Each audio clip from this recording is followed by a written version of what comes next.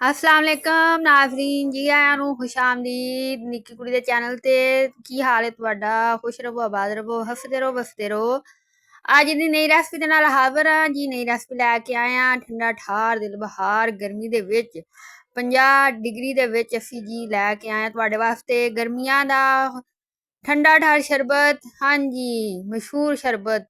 हर जगह तुसी वेखो है शरबत लगा होएगा चाहे वो सड़क का किनारा हो चाहे नहर का किनारा हो चाहे रोड हो चाहे बाजार हो चाहे मॉल हो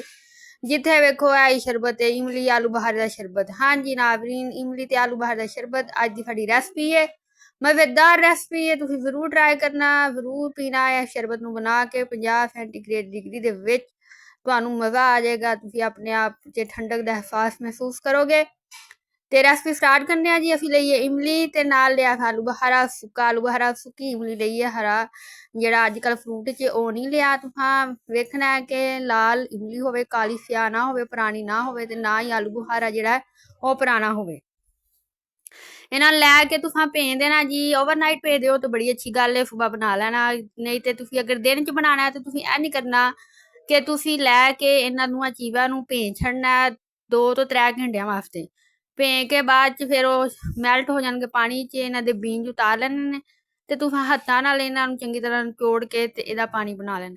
ਫਿਰ ਤੁਸੀਂ ਕਰਨਾ ਹੈ ਤੁਸੀਂ ਜਾਣਾ ਜੀ ਚੁੱਲ੍ਹੇ ਤੇ ਉੱਥੇ ਪਾਣੀ 'ਚ ਚੀਨੀ ਦੇ 2 ਢੱਕਣ ਮੈਂ ਤੇ ਪਾਏ ਨੇ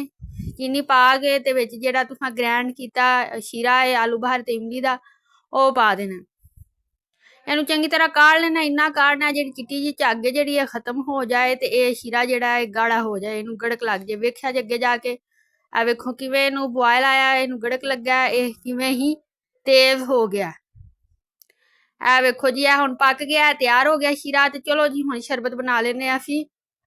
ਇਹਨੂੰ ਤੁਸੀਂ ਚਾਹੋ ਤੇ ਤੁਸੀਂ ਫ੍ਰੀਜ਼ ਵੀ ਕਰ ਸਕਦੇ ਹੋ ਇਹਨੂੰ ਪੂਰੇ ਮਹੀਨੇ ਵੀ ਚਲਾ ਸਕਦੇ ਹੋ ਕਿਸੇ ਸਾਫ਼ ਬੋਤਲ ਜਿਹਦੇ ਪਾਣੀ ਨਾ ਹੋਵੇ ਖੁਸ਼ਕ ਬੋਤਲ ਦੇ ਵਿੱਚ ਇਹਨੂੰ ਸੇਵ हाँ जी शरबत जरा तुसी इंज करना जरा शीरा थोड़ा तैयार हो गया है गाढ़ा तुसा लैनी बर्फ वो पानी गिलास च मैं 3 गिलास है शरबत बना रही हूँ इस वास्ते मैं ਇਹਦੀ ਮਿਕਦਾਰ ਨਾਲ ਇਮਲੀ ਦਾ ਤੇ ਆਲੂ ਬਹਾਰੇ ਦਾ ਲਿਆ ਸੀ ਸਾਈਜ਼ ਤੇ ਤੁਸੀਂ ਇੰਜ ਕਰਨਾ 50 ਗ੍ਰਾਮ ਇਮਲੀ ਲੈਣਾ ਤੇ 50 ਗ੍ਰਾਮ ਹੀ ਆਲੂ ਬਹਾਰਾ ਲੈਣਾ ਜਿੰਨੀ ਤੁਸੀਂ ਇਮਲੀ ਲੈਣੀ ਉਨਾ ਹੀ ਤੁਸੀਂ ਆਲੂ ਬਹਾਰਾ ਬਰਾਬਰ ਚ ਰੱਖਣਾ ਜੀ ਲੋ ਜੀ ਇਹ ਪਾ ਛੜਿਆ ਹੁਣ ਅਸੀਂ ਇਹ ਨਿੰਬੂ ਪਾਇਆ ਤੇ 3 ਗਲਾਸਾਂ ਦੇ ਵਿੱਚ ਬਰਾਬਰ ਦਾ ਕੰਮ ਕਰਕੇ ਤੇ ਹੁਣ ਉਤੋਂ ਪਾ ਦੇਣਾ ਫਿਰ ਜੀ ਠੰਡਾ ਠਾਰ ਪਾਣੀ ਲੋ ਜੀ ਚੀਨੀ ਦਾ ਤੁਸੀਂ ਤਨਾਸਬ ਜਿਹੜਾ ਉਂਝ ਦਾ ਰੱਖਣਾ ਕਿ ਦੁਬਾਰਾ ਚ ਚੀਨੀ ਨਹੀਂ ਪੈਣੀ ਉਹ ਹਿਸਾਬ ਨਾਲ ਤੁਸੀਂ ਥੋੜੀ ਜਿਹੀ ਵੱਧ ਹੀ ਪਾ ਲੈਣੀ ਤਾਂ ਕਿ ਦਾ ਮਿੱਠਾ ਜਿਹੜਾ ਉਹ ਸਹੀ ਰਵੇ ਲੋ ਜੀ ਠੰਡਾ ਪਾਣੀ ਪਾ ਛੜਿਆ ਤੇ ਫਿਰ ਨਾਲ ਪਾਵਾਂਗੇ ਤੁਖਮ ਲੰਗਾ ਠੰਡਾ ਠਾਰ ਦਿਲ ਬਹਾਰ ਤੇ ਸ਼ਰਬਤੇ ਇਮਲੀ ਤੇ ਆਲੂ ਬਹਾਰਾ ਜ਼ਰੂਰ ਟਰਾਈ ਕਰਨਾ ਤੇ ਨਿੱਕੀ ਕੁੜੀ ਦੇ ਚੈਨਲ ਨੂੰ ਸਬਸਕ੍ਰਾਈਬ ਕਰ ਦਿਓ ਇੱਥੇ ਤੱਕ ਆ ਗਏ ਹੋ ਉਮੀਦ ਹੈ ਤੁਹਾਨੂੰ ਅੱਜ ਦੀ ਰੈਸਪੀ ਬਹੁਤ ਮਜ਼ੇਦਾਰ ਲੱਗੀ ਹੋਏਗੀ ਬਹੁਤ ਹੀ ਠੰਡੀ ਰੈਸਪੀ ਸੀ ਤੇ ਤੁਹਾਨੂੰ ਮਜ਼ਾ ਆਇਆ ਹੋਣਾ ਵੇਖ ਕੇ ਇਹ ਵੇਖੋ ਜੀ ਸ਼ਰਬਤ